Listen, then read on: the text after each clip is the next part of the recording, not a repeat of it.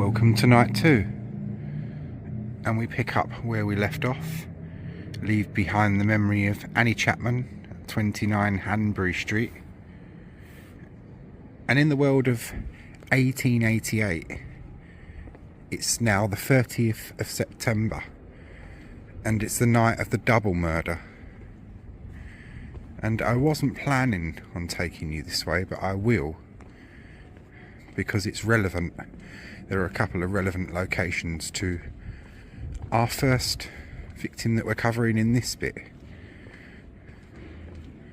although she is the third canonical victim. And this is the famous and historic Brick Lane, and the reason I show it is because our third canonical victim was known to perform cleaning duties and other work for the Jewish community that lived in Brick Lane in the 1880s. And there you see Brick Lane with its English street sign and its other street sign in Hebraic or Yiddish.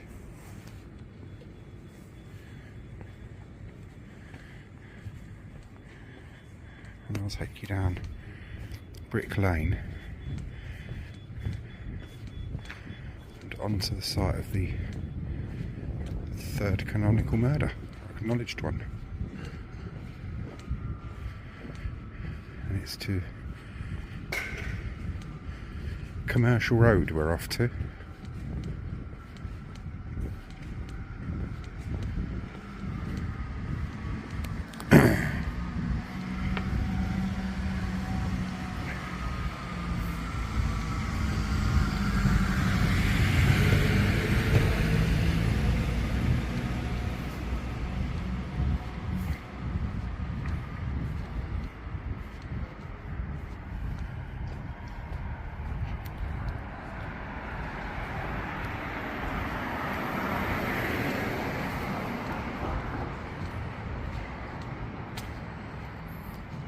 Brick Lane nowadays is of course most famous for its Brick Lane Bagel Bar,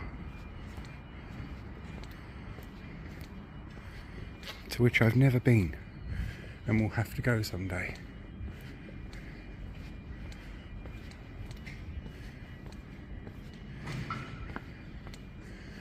So we've seen Brick Lane now, and we can imagine our third lady in the world of the 1880s performing cleaning duties for the Jewish community that lived down Brick Lane. And now I'm taking you onto the historic Fernier Street.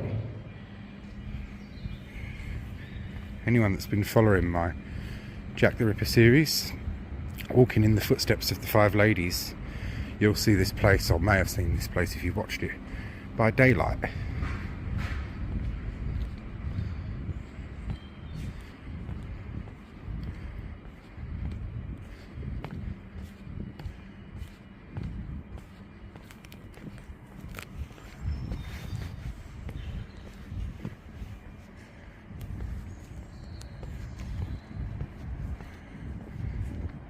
There's some cracking old houses along Fernier Street.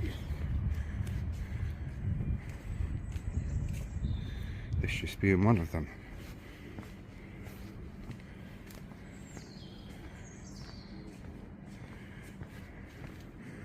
Yeah, it's built in the 18th century for French Huguenot silk weavers.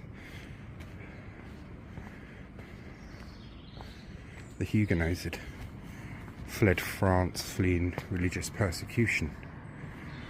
Come the world of the 1880s, this was a mixture of obviously ordinary houses, doss houses, prostitution, and some of the seedier ends of London life. And now it's gone full circle again and gone back to its original stage of gentrification. These here, these spikes and everything on churchyard gates and walls that you see were often put there to prevent body snatchers from lifting bodies over the walls.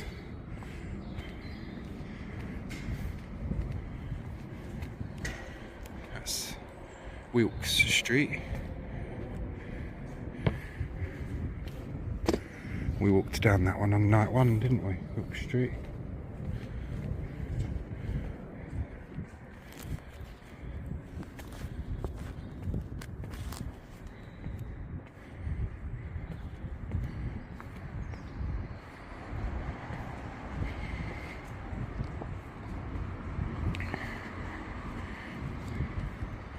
You will be rejoining me on our third and final night in this spot, so I won't show too much of it tonight or go into any of the detail thereof, because it's the 10 Bells pub, which is just there and just over there, which plays its major role in our third and final night and telling the story of the 5th canonical or acknowledged victim of Jack the Ripper.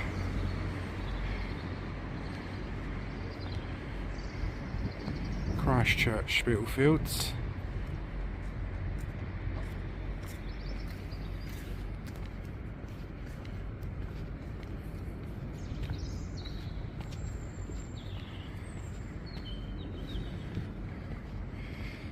And we're walking down Commercial Street now. Going to be heading for Commercial Road.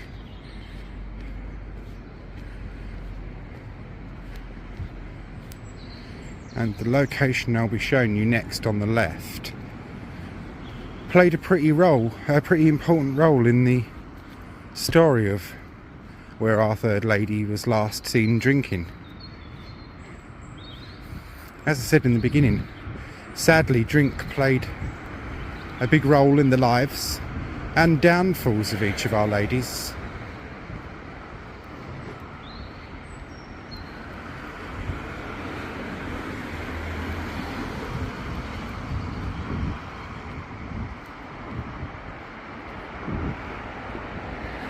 We're walking down Commercial Street, by the way, and we'll be heading for Commercial Road. Just over there is Toynbee Street, and a little location that will be playing another role on night 3. And this here is Chris Dyson Architects nowadays, but back in 1888 this was the Queen's Head pub.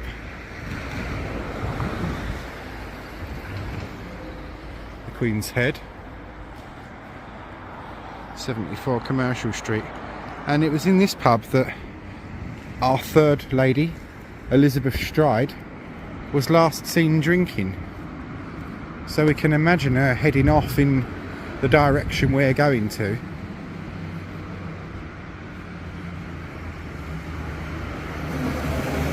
Which is nowadays called Henricks Street, but was not called Henricks Street in 1888. And nothing from 1888, pretty much of all of our murder locations, really survives.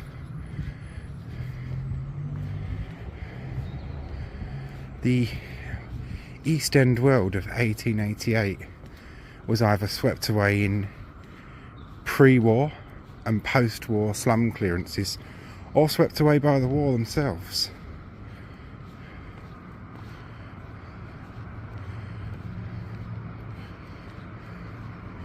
And in terms of my own safety, this is probably the sketchiest bit of the journey we'll be going on.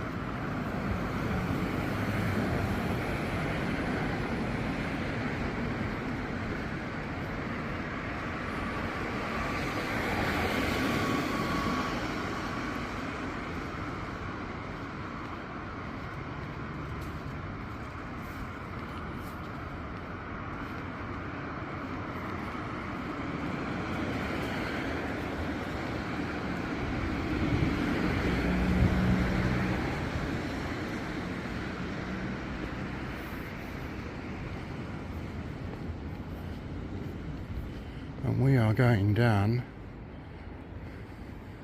Thirlwall Street.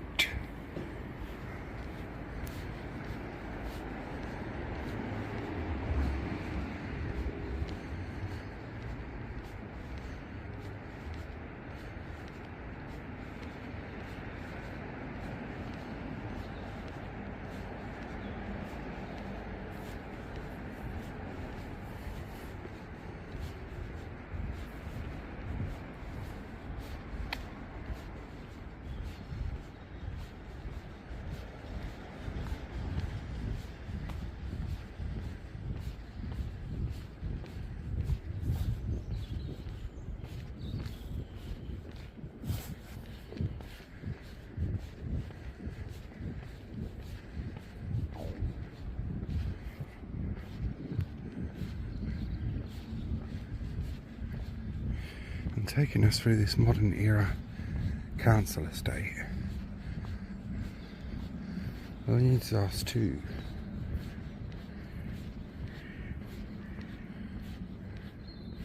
our next location.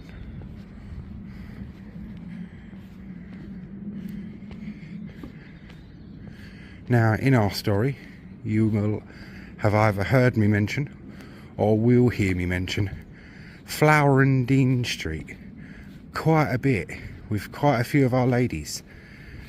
Flower and Dean Street in 1888 was one of the most notorious criminal rookeries in London.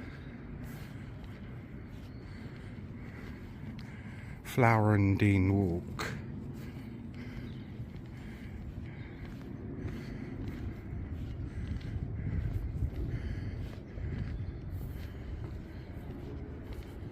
And this is what was Flower and Dean Street.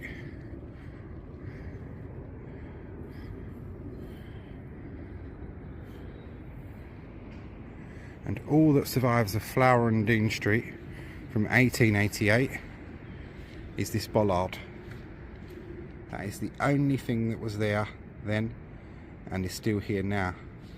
So our ladies, quite a few with some of their partners, lived on Flower and Dean Street, would have walked past that bollard and may well have touched it.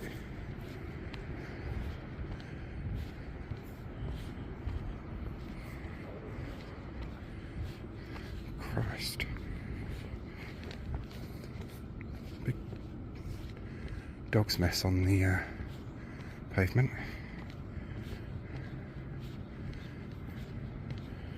And this here, slightly salubrious location, is what's known as Gunthorpe Street now. Back in 1888, it was known as George Yard.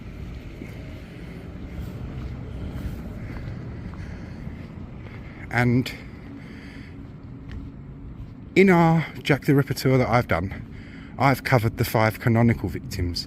But as I said, there are actually 11 cases added to the Whitechapel murder file. And we're going to be going past one of the locations that features one of the other murders. So if that's something you're interested in seeing, watch my other piece on Were There More. I will do a separate post which will be a picture of the ladies, and it will be each part, the link for it, so you can click on that and watch them in order and through YouTube.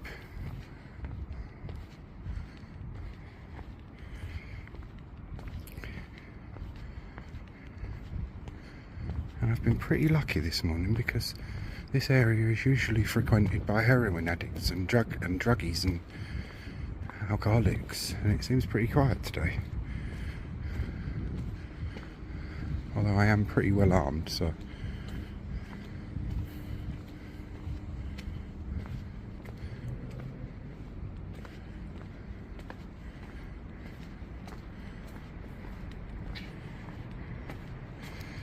and what we're going to be looking at in a minute is the White Hart pub. But behind the back of the White Hart pub in 1888 was George Yard buildings.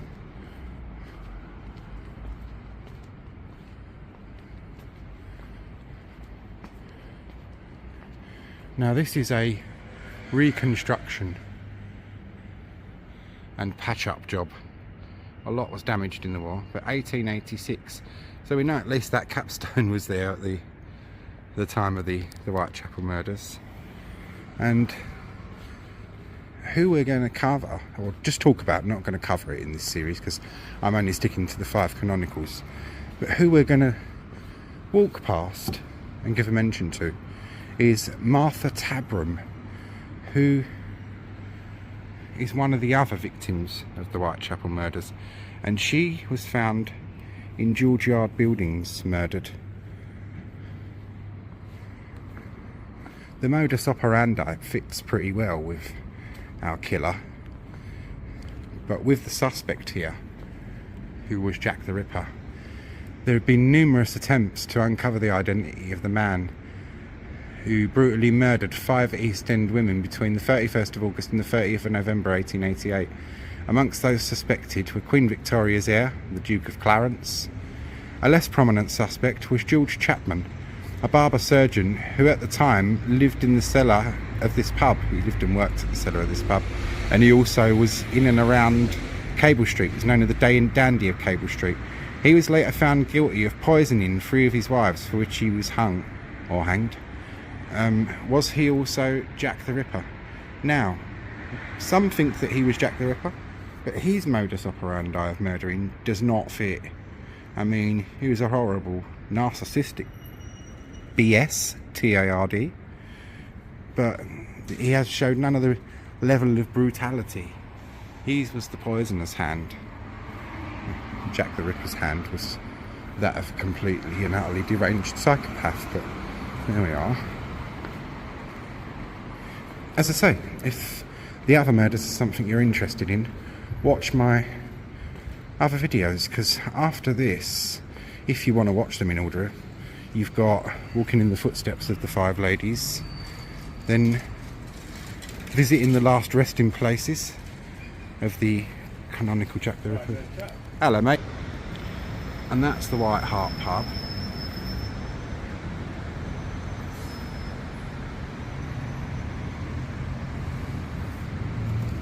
Back along that way was our night 1 location, our Whitechapel station and all that.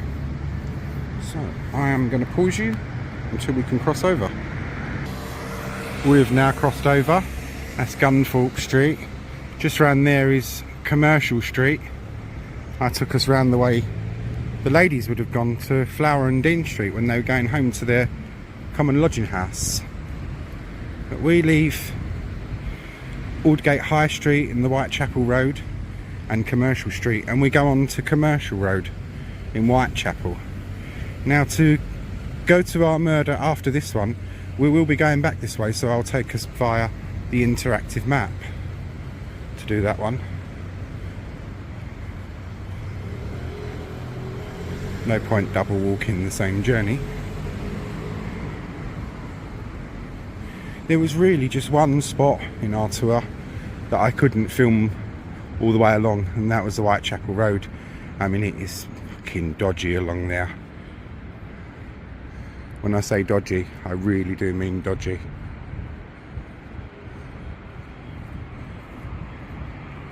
Saw some very interesting characters in the course of my filmings,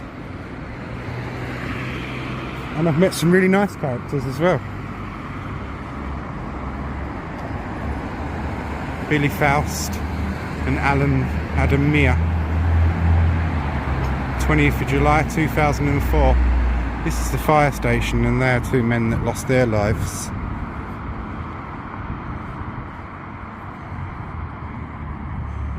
Doing one of the most admirable jobs that there probably is on the planet, actually. There's their memorial up there. See, this is why, one of the reasons I wanted to do the Jack the Ripper tour, or redo the Jack the Ripper tour, when I started looking into it, and I haven't said this very much, I really enjoyed the tour I went on. That man's knowledge is amazing. I couldn't remember all that without notes, but there were certain elaborations or things that I couldn't corroborate through original records. And being a 2-hour tour, obviously just on one night, Matt couldn't take us to all the locations. It just would not have been physically possible in under 4 or 5 hours really to cover it. I mean, that's why I've done it over 3 nights, and have luckily been able to take you to all the locations.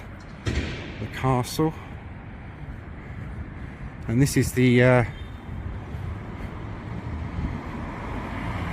proof house of Gunmakers Company in the City of London. So, and that was established in 1657, I think. My eyesight's quite poor.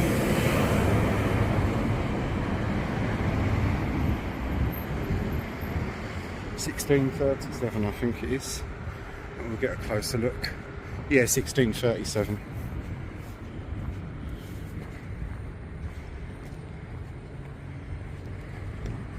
And past one of London's iconic red telephone boxes.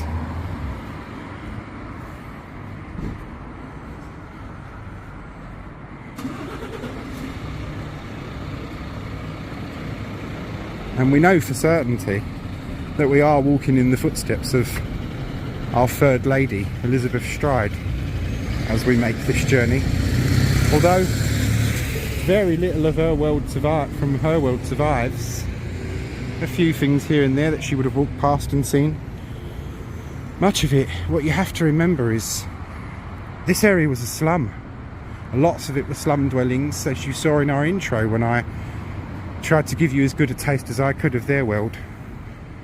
So little survives, but obviously there are the memories. And when we go along the roads and the streets, which were still there at the time, like Commercial Road here, that was still present in 1888. It may have changed beyond recognition, but the layout and the structural element of it, pavements, buildings where they are, that would have pretty much been the same. So we are, in a sense, walking in her footsteps.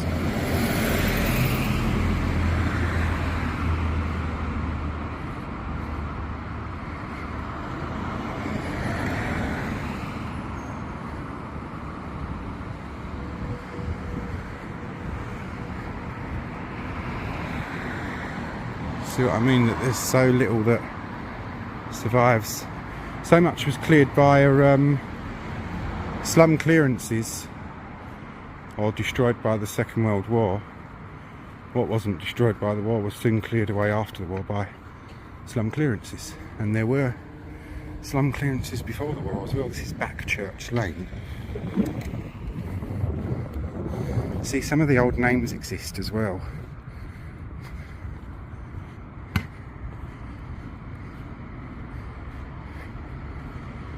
Apart from our murder location, its name is not the same as it was in 1888, and nothing really there survives. Nothing survives from 1888. I have already on another day pre-filmed this segment, so it's just the walks to and from each one.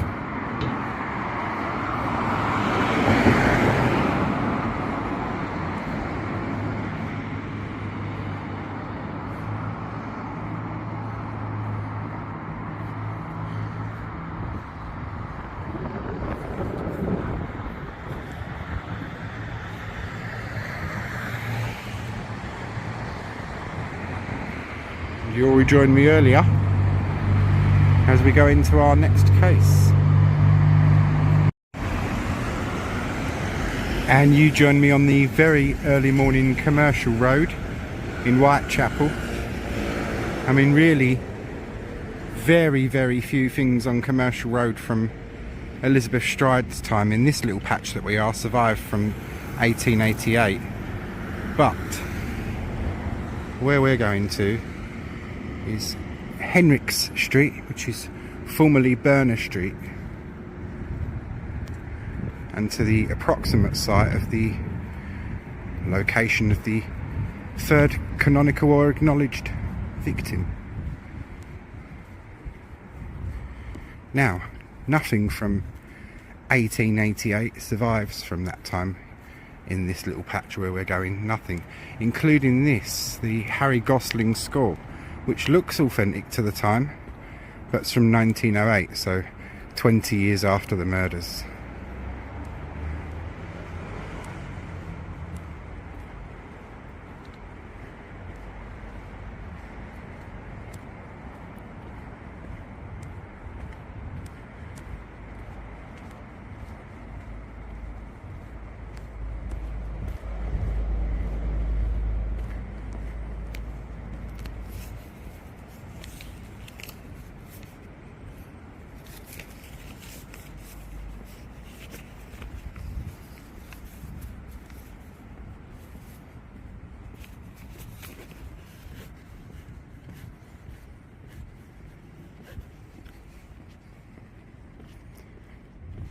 we walk past the school.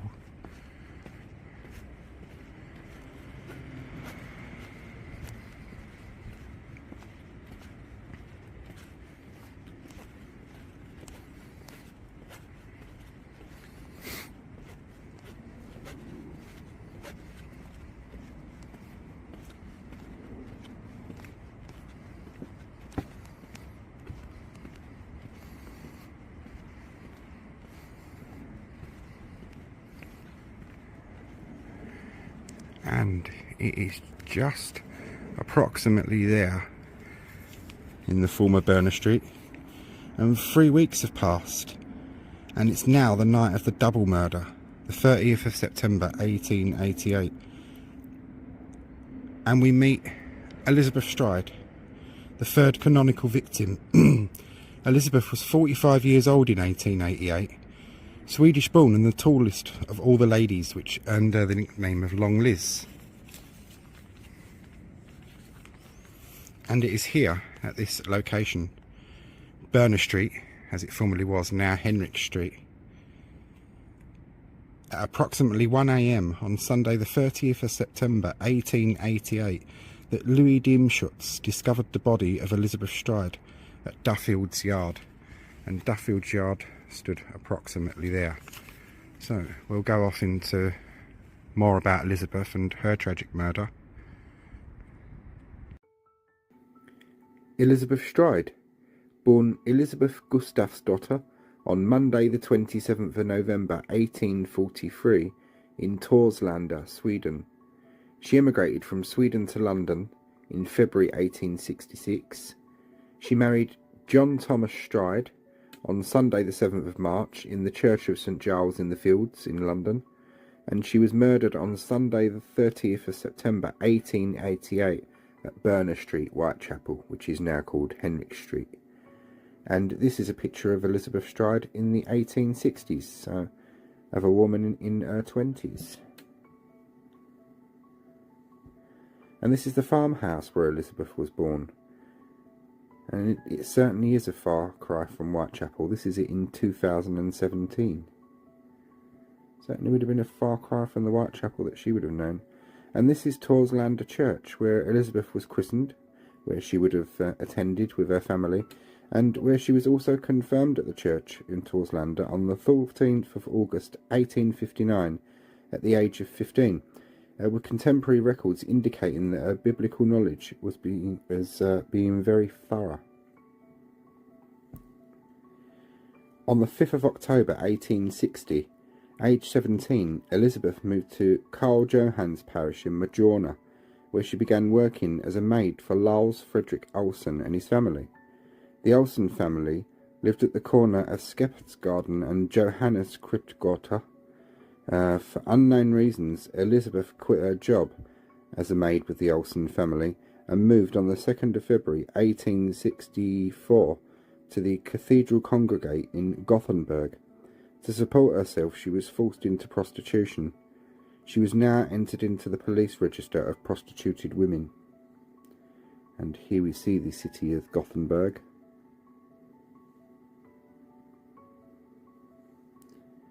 On April the 21st, 1864, she gave birth to a stillborn girl with an unknown father.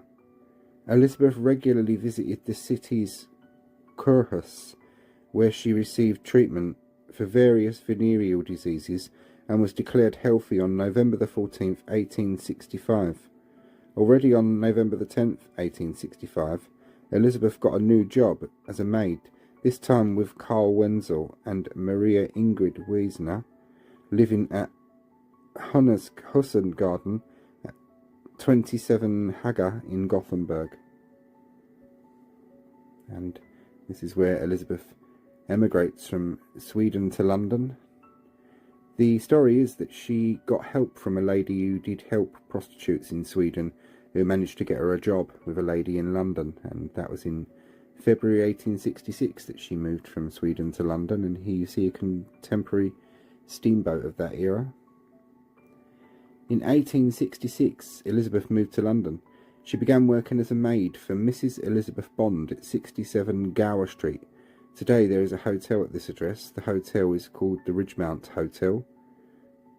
She married in 1869 to carpenter John Thomas Stride and changed her name to Elizabeth with a Z, because her name had been spelt in the Swedish form with an S beforehand.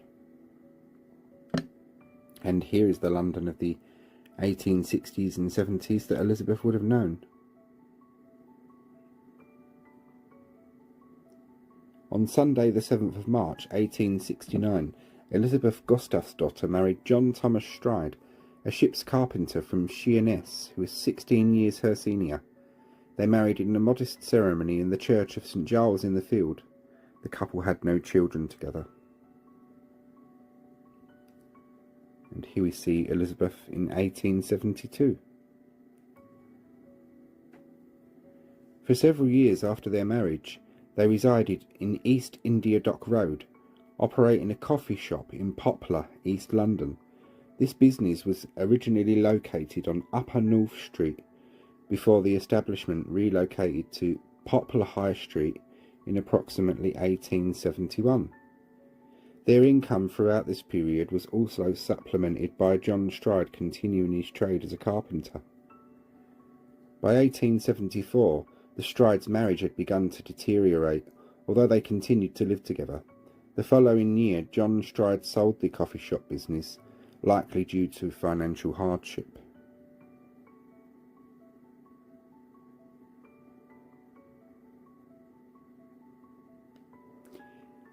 In March 1877, Elizabeth Stride was admitted into the Poplar workhouse, suggesting that the couple had separated.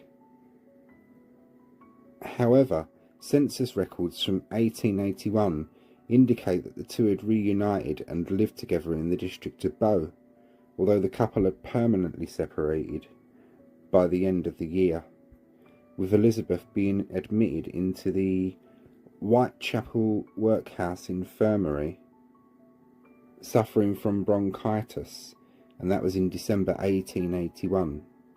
She was discharged from the infirmary on the 4th of January 1882 and is believed to have taken up residence in one of several common lodging houses in Flower and Dean Street, Whitechapel.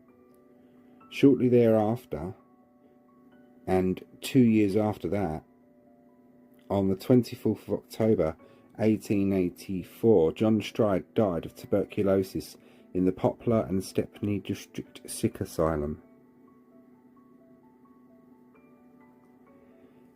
In the years following the collapse of her marriage and the death of her husband, Elizabeth Stride is known to have lied to several individuals, telling them that her husband and 2 of her 9 children had drowned in the 1878 sinking of the Princess Alice disaster in the River Thames. According to Elizabeth, she and her husband had been employed upon this steamship and that she had only survived the accident by climbing to the ship's mast. While residing in common lodging houses, Elizabeth occasionally received charitable assistance from the Church of Sweden in London. That was for the lie that she'd told about the Princess Alice disaster, by the way. And from 1885 until her death, lived much of her time with local dock labourer Michael Kidney, who we see here, who resided in Devonshire Street. The couple had a tumultuous relationship and regularly separated, with Elizabeth sleeping in local lodging houses before returning to live with Kidney. In April 1887, Elizabeth filed a formal assault charge against Kidney, although she failed to pursue this charge in the court, and the case was eventually discharged. Her relationship with Kidney continued in an on and off manner between 1885 and 1888. In addition to prostitution, she occasionally earned income from sewing and house cleaning. An acquaintance described her as having a calm temperament, though she appeared before the Thames Magistrate Court on approximately 8 occasions for both drunken disorderly conduct and the use of obscene language, with the final occasion being on the 3rd of September 1888. Occasionally, Elizabeth used the alias of Annie Fitzgerald at these hearings.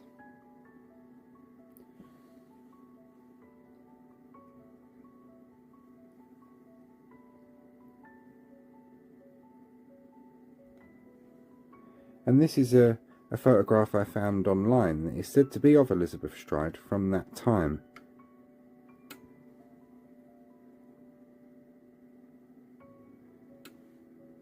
Following an argument on the 26th of September 1888, Elizabeth and Michael Kidney again separated, and she again took up residence, this time at 32 Flower and Dean Street, then a notorious slum and criminal rookery, informing a fellow lodger named Catherine Lane that she and Kidney had had a few words.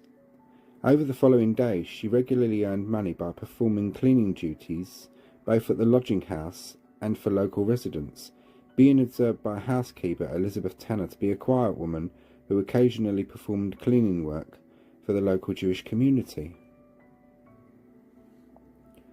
On the 30th of September at 12:35 a.m, P.C. William Smith, who we see here, saw Elizabeth with a man wearing a hard felt hat standing opposite the International Working Man's Educational and Educational Club, a socialist and predominantly Jewish social club, at 40 Berners Street, since renamed Henricks Street in Whitechapel.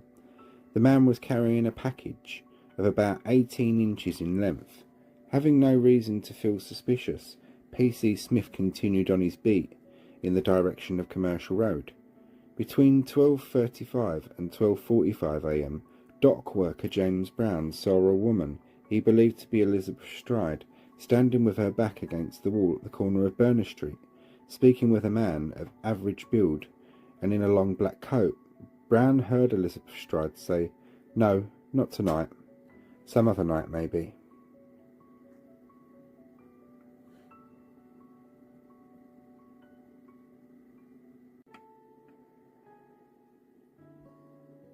And this is the location of Elizabeth Stride's murder, where you see the cartwheel up on the wall, just being marked with a blue arrow now. That's the entrance into Duffield Yard where her body was found. And that's Berners Street, which is now called Henricks Street, and here we see it in 1909. Here's a close-up image of the gated entrance into Duffield Yard where Elizabeth's body was found.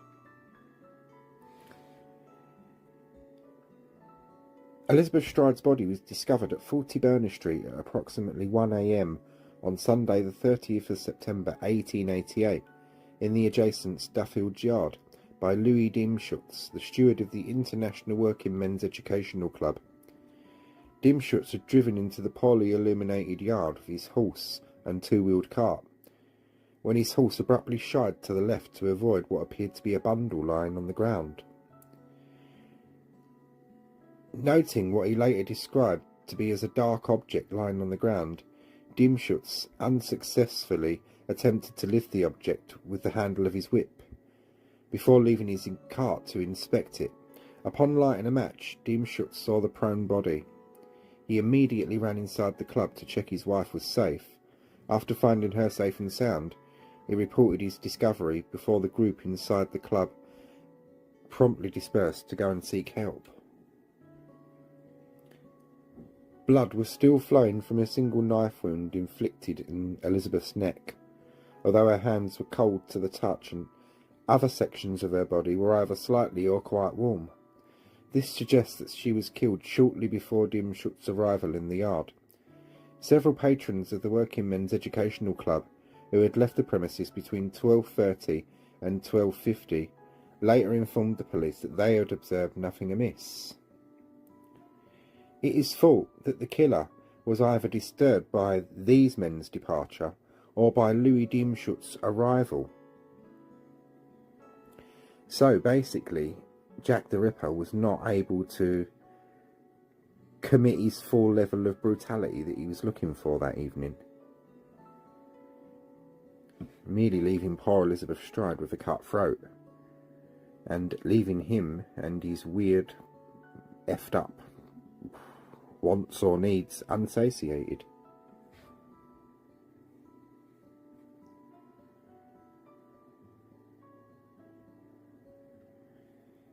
The first doctor to arrive on scene was Frederick William Blackwell, a police surgeon, who we see here. Dr. George Bagster Phillips, who had examined the body of the previous Whitechapel murder victim, Annie Chapman, arrived about 10 minutes later. And here we see Dr. George Baxter Phillips.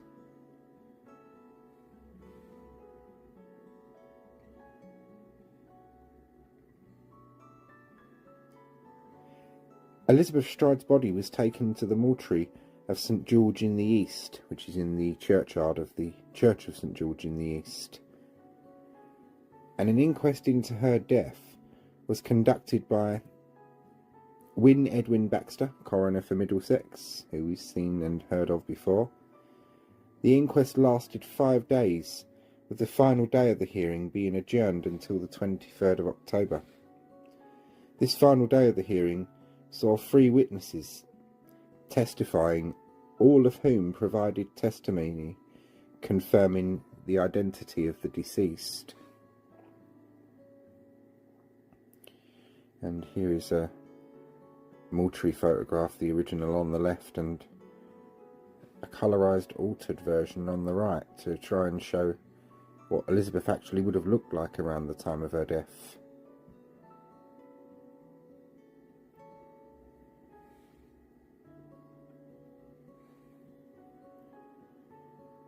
Michael Kidney, Elizabeth Stride's partner, on the 3rd of October formally identified Elizabeth Stride's body, stating that the two had been in a relationship for nearly 3 years. He added that they occasionally separated because of Elizabeth Stride's heavy drinking, although she inevitably returned to him. Here we see Elizabeth Stride's death certificate.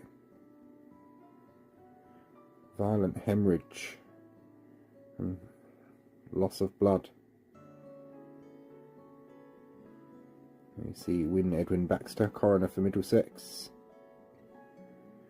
And the mortuary, I showed you the old picture of it. This is it now in 2024. I managed to get inside this one and squeeze my fat aging body into this one for a little opening. So if that's something that you'd be interested in seeing, watch my other video, Walking in the Footsteps of the Five Ladies, where we actually get to see inside the mortuary where Elizabeth Stride was taken, so it would have been on one of these slabs that the poor woman was laid. And here is a newspaper article from the time, because, as I said, Jack the Ripper wasn't able to fulfil his full or wanted level of brutality with poor Elizabeth Stride, so he would, not long after her murder, go on to murder again the night of the double murder, Sunday the 30th of September 1888. And let's remember Elizabeth in a slightly nicer way, shall we?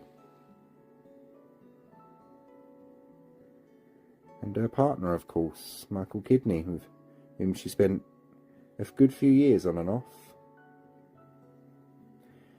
Elizabeth had no children, either from her marriage with John Thomas Stride or through Michael Kidney, and the only child that she's known to have had in her home country she lost. And a memory of home, Torslander Church, where she was christened and confirmed in her faith and was known to have a good biblical knowledge. And this is the church exactly as she would have known and remembered it. The inside. And the very font in which she would have been christened.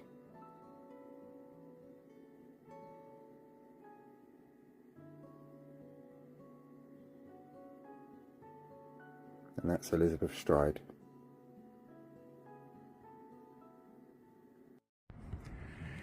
And quite clearly disturbed in the act of what he was doing. He was only able to leave, and I say only, able to leave poor Elizabeth Stride left with a cut throat. Killing Elizabeth Stride and not being able to fulfil his full desires was obviously not enough for him, because it was from here that he would make the short 15 approximate minutes journey on foot to his next location. He had to kill again. He had not fulfilled his lust and warped desires. I mean, even begin to examine the mind of someone like that, but merely cutting someone's throat was quite clearly not enough for Jack the Ripper. He needed more brutality, and more brutality is what he went and found himself. So it was on foot from here to Mitre Square. But yeah, it was from here to Mitre Square in Aldgate that he went next, and where we will find our next victim. So to get us from here to there, I'll take us via the interactive map. So off we go.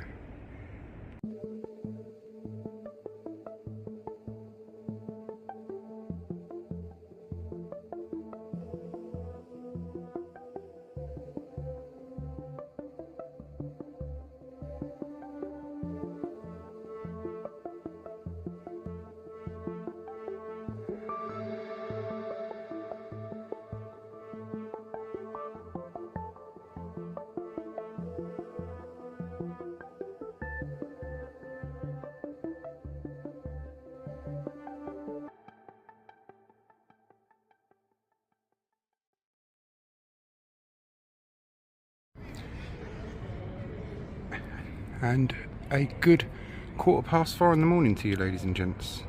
You join me in Aldgate Square at the Prostitutes Church and looking at something a little light-hearted with its Christmas tree.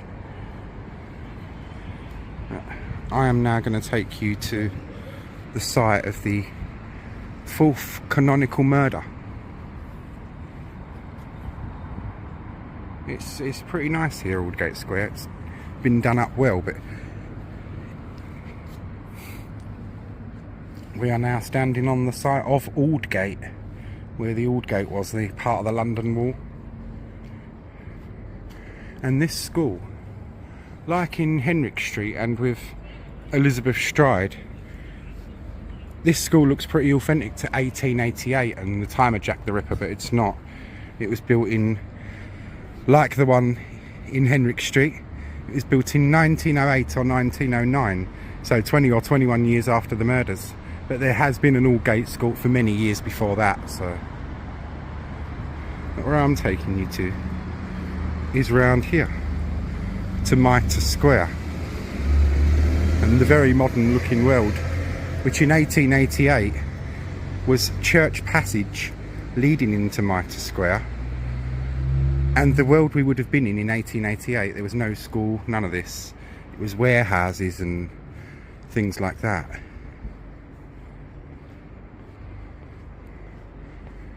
St James's Passage it's called now.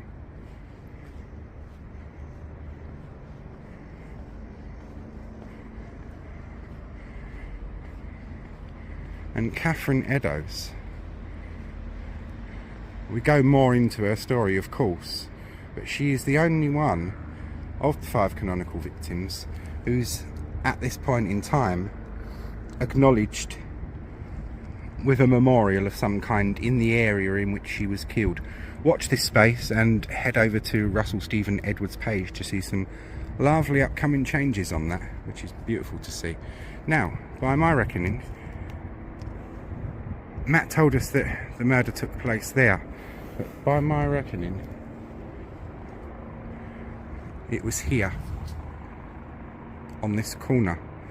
I've been able to suss that out with, you know, the then and now posts showing the site as it was then and then now. But Catherine Eddowes,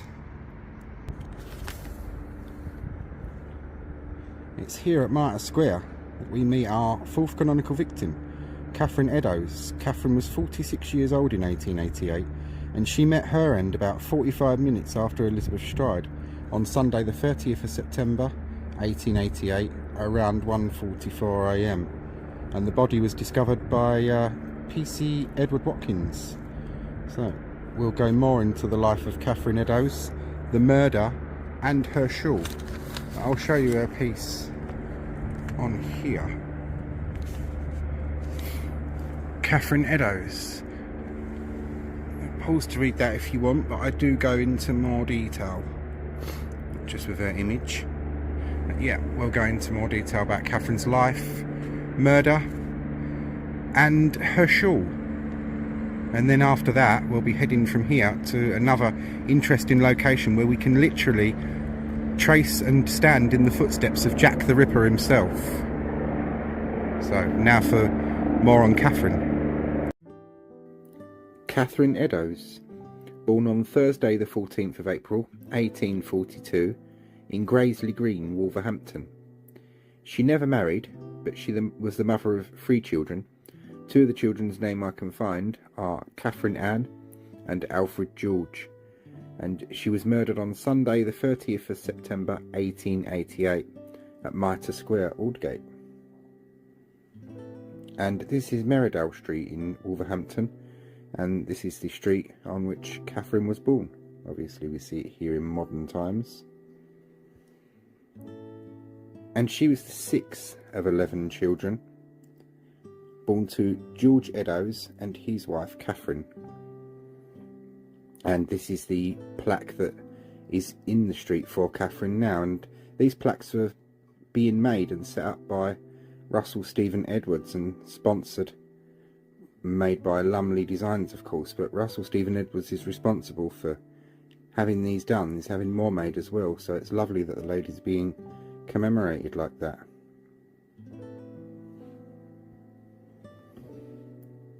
And Catherine's mother, also Catherine, worked at the Swan and Peacock Hotel, which you see here.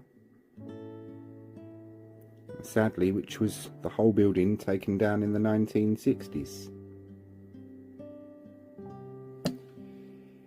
The family moved to London a year after Catherine's birth, initially residing at 4 Baden Place in Bermondsey, and later relocated to 35 West Street. Here Catherine was educated at St John's Charity School in Potter's Field.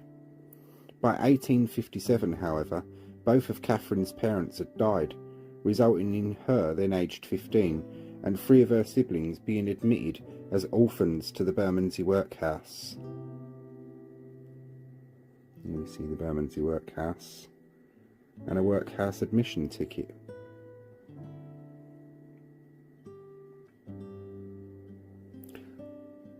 All 4 of the Eddowes siblings admitted to this workhouse attended a local industrial school in efforts to teach them a trade.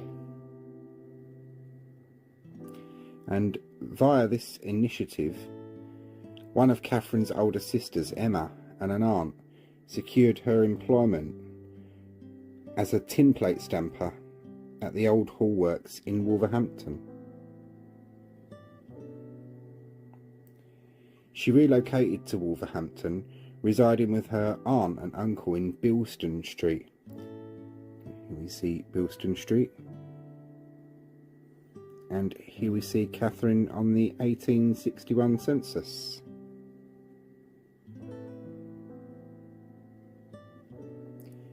And she was working at the Old Hall Works. And she continued her education at Dowgate Charity School. These are female tin plate workers. And an example of what was being made at the Old Hall Works.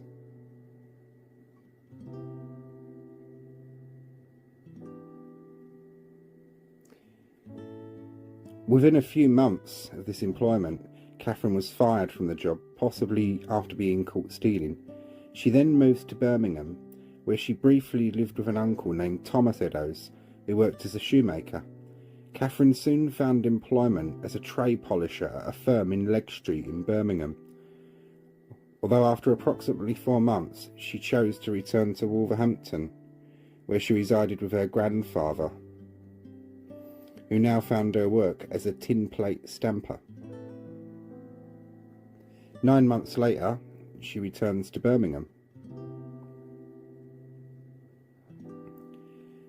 Whilst residing in Birmingham, Catherine began a relationship with the former soldier, Thomas Conway, who had served in the 18th Royal Irish Regiment and who received a small regimental pension. The couple had 3 children. No evidence exists to support that they ever actually married, following their initial acquaintance in 1861-62. Although shortly after this, the two began a relationship. Catherine began referring to herself as Kate Conway, and she later had Conway's initials of TC crudely tattooed in blue on her left forearm.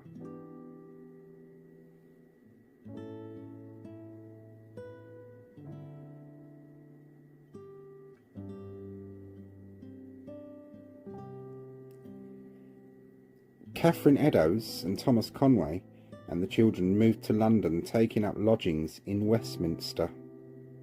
And here we see an early 1860s daguerreotype image of Westminster.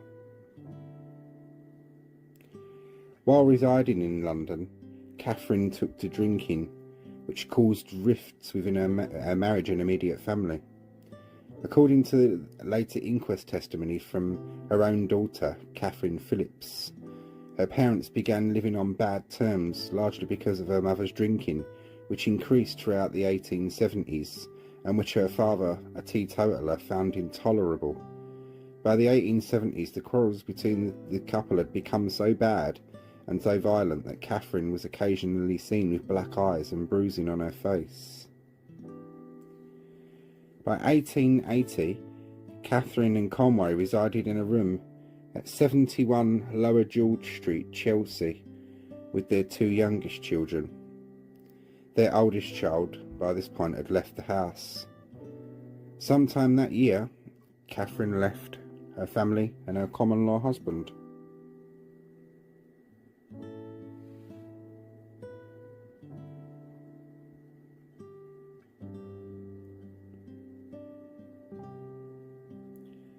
The precise reason why Catherine chose to relocate from Chelsea to the East End of London is unknown, although by 1881 she was living with a new partner named John Kelly, a fruit salesman whom she had met as both lodged at Cooney's Common Lodging House at 55 Flower and Dean Street, Spitalfields. Here is Flower and Dean Street in 1902. And here is Cooney's Common Lodging House in Flower and Dean Street.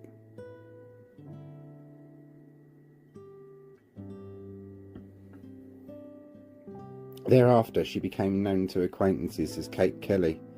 The deputy of this lodging house, Frederick William Wilkinson, later stated that Eddowes seldom drank to excess, although contemporary records indicate she was brought before the Thames Magistrate Court upon a charge of being drunk and disorderly in September 1881. She was discharged without being fined for this offence. Initially, while living in and around Spitalfields, Catherine most often earned money by performing domestic work such as cleaning and sewing for the Jewish community in nearby Brick Lane, although she is believed to have also occasionally taken to casual prostitution to pay her daily rent. By the mid-1880s, she and Kelly also earned money by performing seasonal hop-picking work in Kent each summer. And here we see 19th century Londoners making their way to Kent and the hop fields. It was kind of like a working holiday, really, where you would go there, be a break away from London, and you would get paid for picking hops. For anyone that doesn't know what that great London tradition is, and here is a late 19th century image of hop pickers.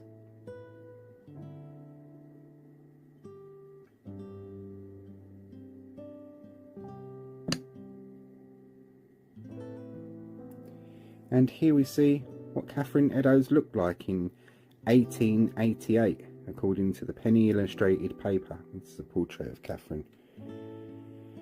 In September 1888, Catherine and Kelly followed their annual practice of taking casual work at hop picking in Kent in the village of Hunton. At Harvest End, they returned to London on foot. The two reached London on the 27th of September 1888, spending the night in the casual ward at Shoe Lane in the City of London. And here we see a casual ward with the fourpenny coffin beds.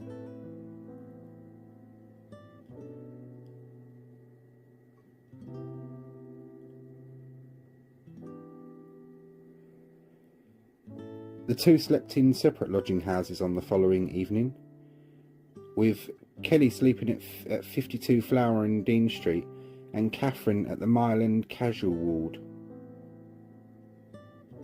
And here we see the interior of late 19th century of a casual ward.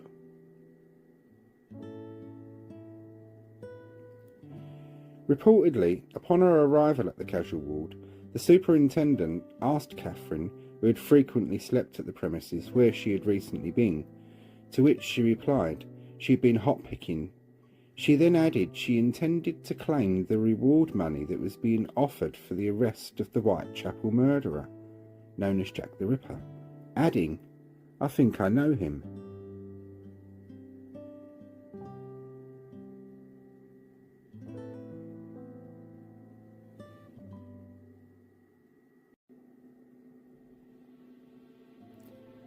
In the early afternoon of Saturday the 29th of September 1888, Catherine informed Kelly of her intentions to travel to Bermondsey to attempt to borrow some money from her daughter. The two parted company at Houndsditch at about 2 p.m, with Catherine informing Kelly that she expected to return by 4 p.m. With money from pawning his boots, a barefooted Kelly took a bed at the lodging house just after 8 p.m, and according to the deputy keeper, he remained there all night.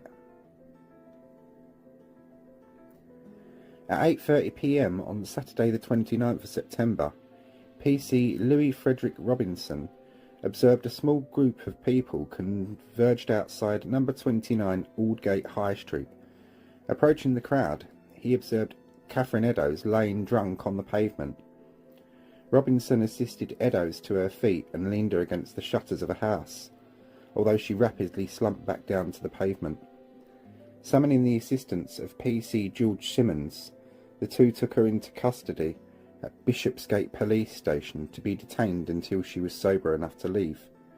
Upon arrival, Catherine gave her name as Nothing, and within 10 minutes had fallen asleep inside a cell.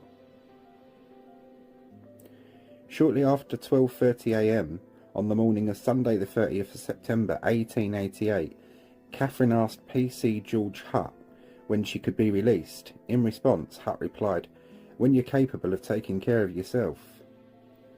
30 minutes later, at 1 p.m, she was deemed sober enough to be released, stating to Hutt as he escorted her to the entrance of Bishopsgate Station, "All right, good night, old cock."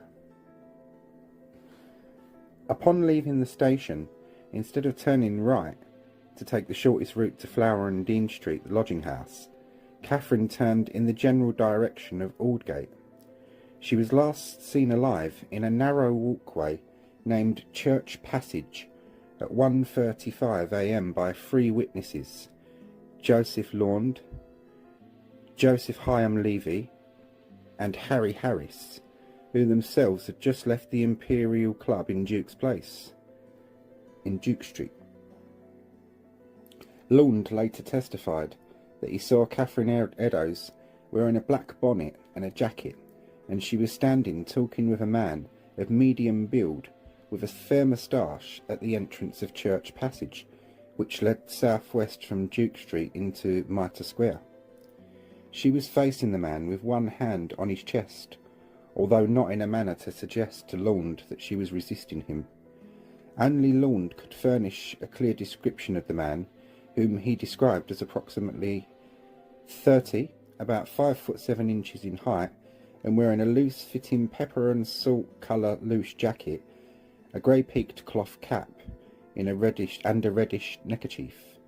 To Laund, this individual conveyed the overall appearance of a sailor. Laund walked past the two and did not look back. Here we see Catherine Eddowes, or Kate Eddowes as she also went by.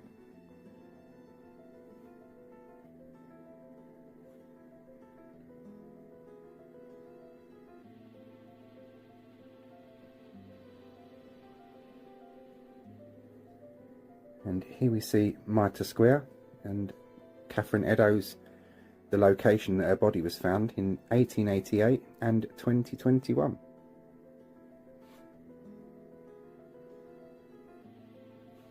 Colourised image of the area in 1888. At 1:44 a.m, Catherine's mutilated and disemboweled body was found lying on her back, with her head resting on a coal hole and turned towards the left shoulder, and the southwest corner of Mitre Square, by the square's beat policeman, P.C. Edward Watkins. Here we see P.C. Edward Watkins. If you watch my coverage, or upcoming coverage, of the Jack the Ripper Museum, you'll see this picture and some other little things as well associated with this murder in this location. Approximately 15 minutes later, and he had previously passed through the square at 1:30, noticing nothing untoward at that time. Upon discovering Catherine's body, P.C. Watkins called for assistance from the night watchman at Keeley and Tong Warehouse, which bordered Mitre Square, an ex-policeman named James Morris. Morris had been sweeping the landings inside the warehouse with the door to the square open when Watkins knocked on the door, exclaiming, "For God's sake, mate, come to my assistance." After viewing the body, he informed Watkins that he had noted nothing unusual that evening. And here we see the company right over to the extreme right. Another policeman arrived in Mitre Square in response to P.C. Watkins' whistle, P.C. Holland, who immediately summoned local surgeon George Sequeira to the scene. And this is the very whistle that P.C. Watkins summoned help with, and if you watch the coverage of the Jack the Ripper Museum, you'll see this and his truncheon and the lamp that he was using. And here is Dr. George William Sequeira. And he was summoned to the scene. Sequeira arrived at the scene at 1:55 a.m. Within 10 minutes, police surgeon Frederick Gordon Brown had also arrived at the crime scene. Here's Frederick Gordon Brown. Now, I issued trigger warnings with the others, with Catherine Eddowes here, and Mary Jane Kelly, who you'll see tomorrow night. These are extreme trigger warnings because the images, and like the murders, have got more graphic as time has gone on, so do be warned. Catherine's body was taken to Golden Lane Mortuary, and the subsequent post-mortem records of Dr. Frederick Gordon Brown, who arrived at the crime scene, state the body was on its back, the head turned to the left shoulder, the arms by the side of the body, as if they had fallen there, both palms upwards, the fingers slightly bent. A thimble was lying off the finger on the right side. The clothes drawn up above the abdomen. The thighs were naked, left leg extended in a line with the body. The abdomen was exposed, the right leg bent at the thigh and the knee. The bonnet was at the back of the head. Great disfigurement of the face. The throat cut across and below. That was a neckerchief. The face was very much mutilated. There was a cut about 1/4 of an inch through the lower left eyelid, dividing the structures completely through. The upper eyelid on that side. There was a scratch through the skin on the left upper eyelid near the angle of the nose. The right eyelid was cut through to about 1/2 an inch. There was a deep cut over the bridge of the nose, extending from the left border of the nasal bone down to the near angle of the jaw on the right side of the cheek. This cut went into the bone and divided all the structures of the cheek except the mucous membrane of the mouth. The tip of the nose was quite detached. The lobe and auricle of the right ear were cut obliquely through. There was on each side of the cheek a cut which peeled the skin back, forming a triangular or V shape of about 1.5 inches. The intestines were drawn out to a large extent and placed over the right shoulder. They were smeared all over with feculent matter. A piece of about 2 feet was quite detached from the body and placed between the body and the left arm, apparently by design. The cause of death was hemorrhage from the left common carotid artery being severed. The death was immediate and the mutilations were inflicted after the death.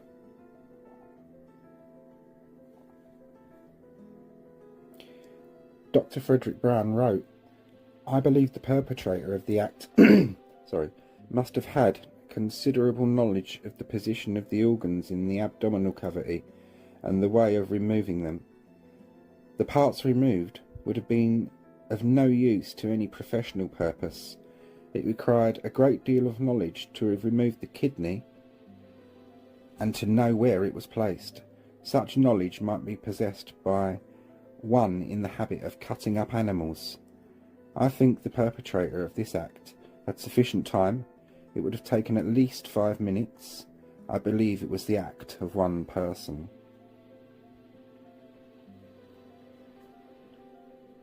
Although George Bagster Phillips, who was invited to attend Catherine's autopsy, I'll get onto that bit in a minute.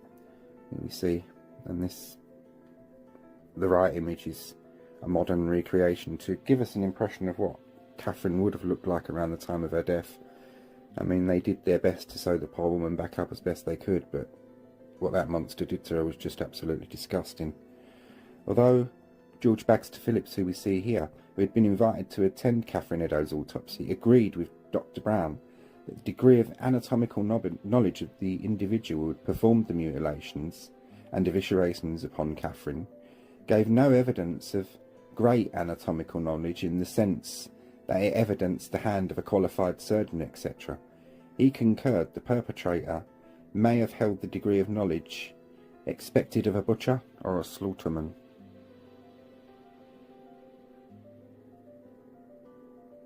And the two doctors involved in that autopsy, which would not have been pleasant. Now this is very interesting. Catherine Eddowes Shaw, and does it prove who Jack the Ripper was?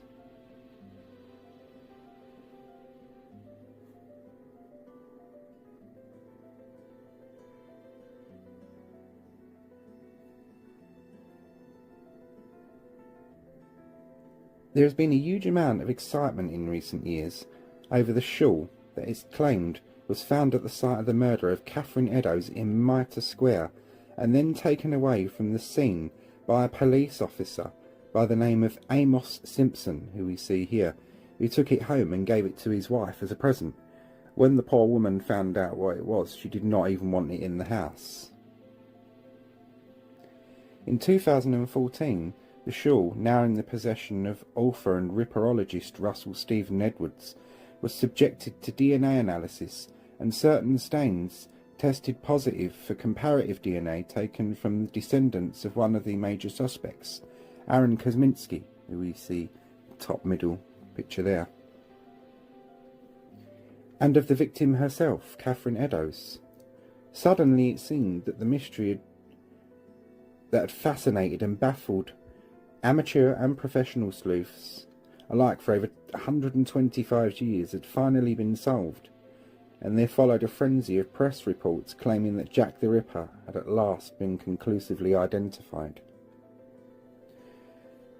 Unfortunately, and this is what I'm reading from the internet, as is so often the case with Whitechapel murders, this initial euphoria soon gave way to a flurry of doubts and denunciations, as it quickly became apparent that the DNA evidence was not conclusive, and the historical provenance of the shawl, and the fact that it had ever belonged to or been worn by Catherine Eddowes, was/is questioned by some, including experts in the DNA field. But I find it very interesting. It's a fascinating link, and I talk about Russell Stephen Edwards a lot in this series because I find what he's doing so fascinating, not only with this, I mean, whether you believe this or not, that's neither here nor there, but things like getting plaques made for the ladies, the books, and stuff like that. It's great. Now, you're going to join me back on foot as we head off to Goulston Street for clues and evidence, and literally standing in the footsteps of Jack the Ripper himself. So, off we go. But before we do, let's remember Catherine in a much nicer way.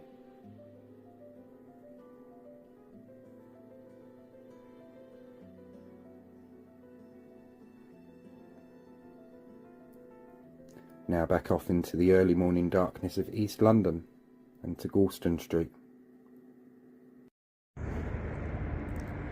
And as we leave Mitre Square, the site of Catherine Eddowes' murder behind, I take us to our next location, which is a short walk from here, and we can pretty much walk in the footsteps of Jack the Ripper. And when we get to our location, we know for certain that we will stand in the footsteps of Jack the Ripper.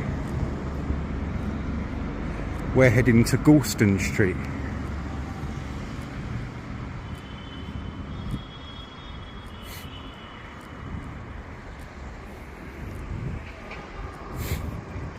Pass Aldgate Square and its enchanting Christmas tree.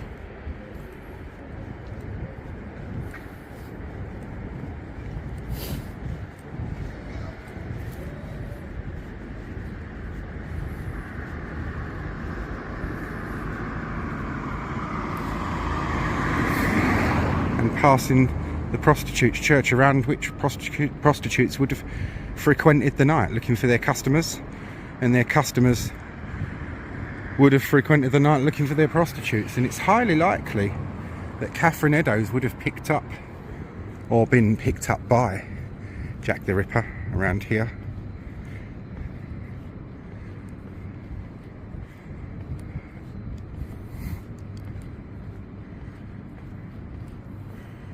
We walk past St Botolph's without Aldgate.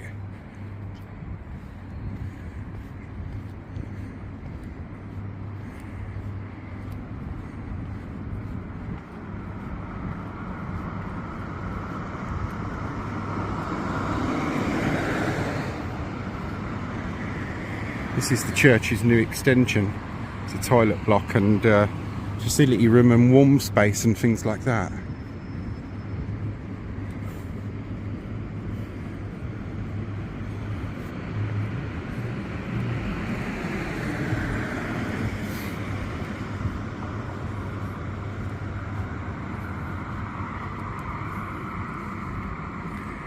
Past Old Aldgate Station.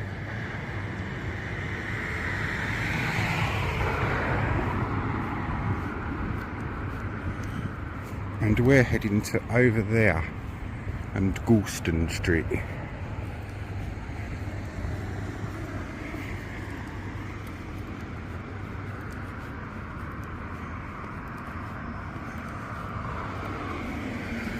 Be a little bit careful in some of these areas because it can be dodgy, and there were some dodgy characters. Well, they looked dodgy characters in Aldgate Square. It was a case of never judge a book by its cover, because they were actually a lovely bunch of young people, what is commonly referred to in London as youths. And they were perfectly friendly.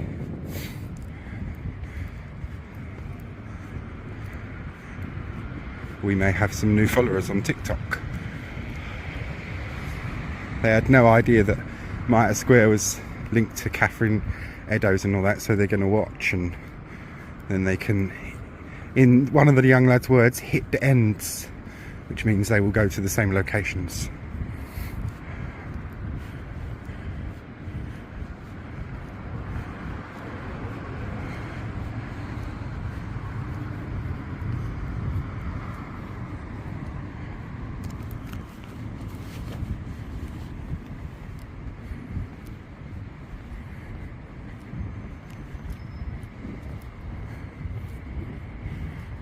Aldgate High Street, along which Catherine Eddowes would have made her last journey.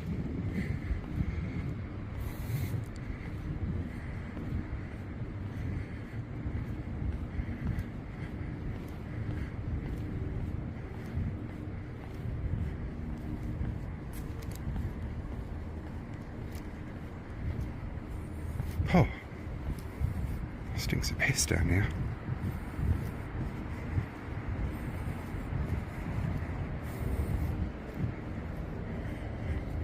course the buildings that we pass through are modern, but in 1888, Jack the Ripper, who had eviscerated and disemboweled poor Catherine Eddowes in Mitre Square, he would have made his way along the route we've taken onto Goulston Street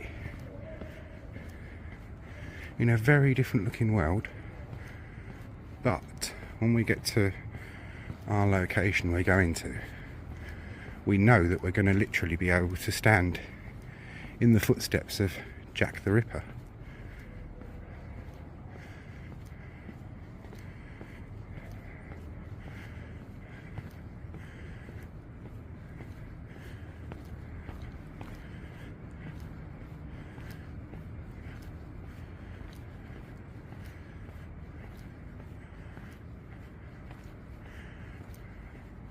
I'm chuckling to myself the way the young people talk. It's like, "Right, man, that's mad, innit, fam?" I went, "Yeah, it's crazy, innit?" I went, "You wouldn't think it, would you, like, in the area now?" He went, "Nah."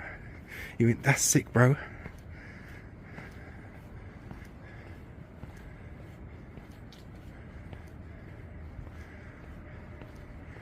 We are coming to our location, which is on the right.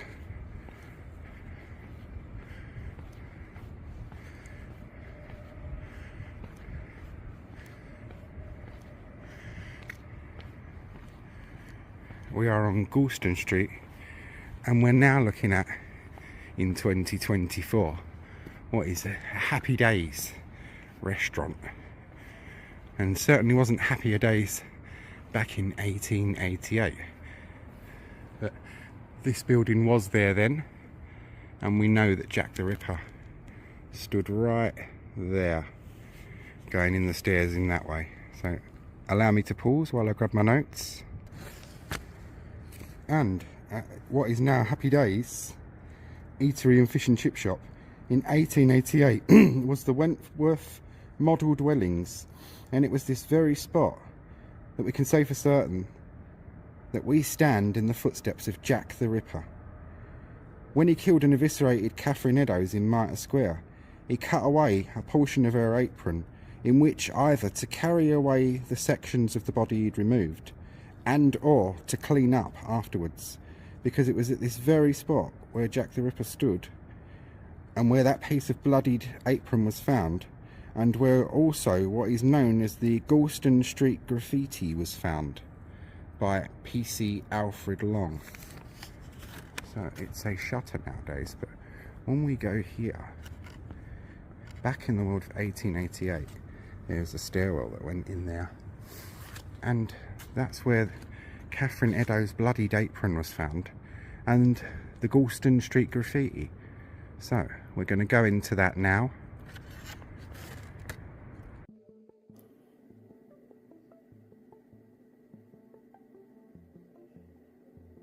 After the murders of Elizabeth Stride and Catherine Eddowes in the early hours of Sunday the 30th of September 1888, police searched the areas near each crime scene in an effort to locate a suspect, witnesses or evidence.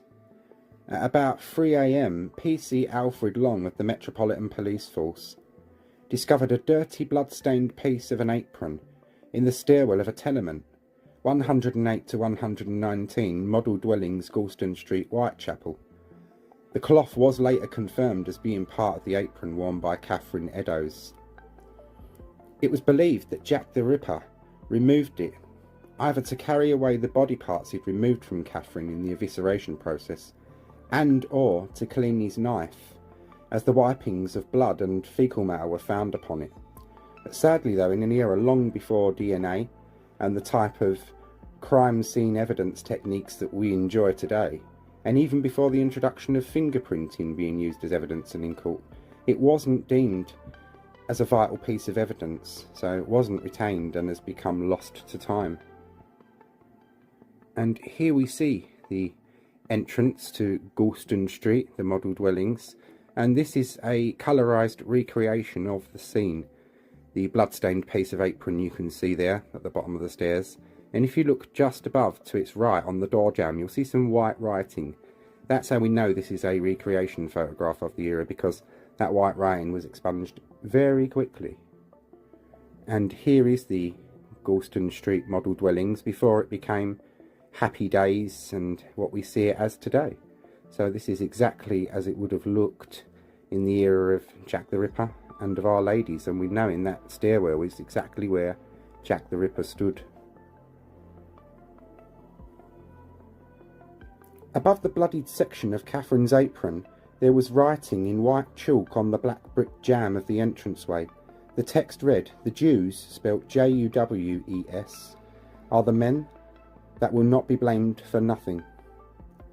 Since the murder of Mary Ann Nichols on the 31st of August 1888, rumours had been circulating that the killings were the work of a Jew dubbed Leather Apron, as we've discussed in our earlier things with Leather Apron, which had resulted in anti-Semitic demonstrations throughout the East End of London.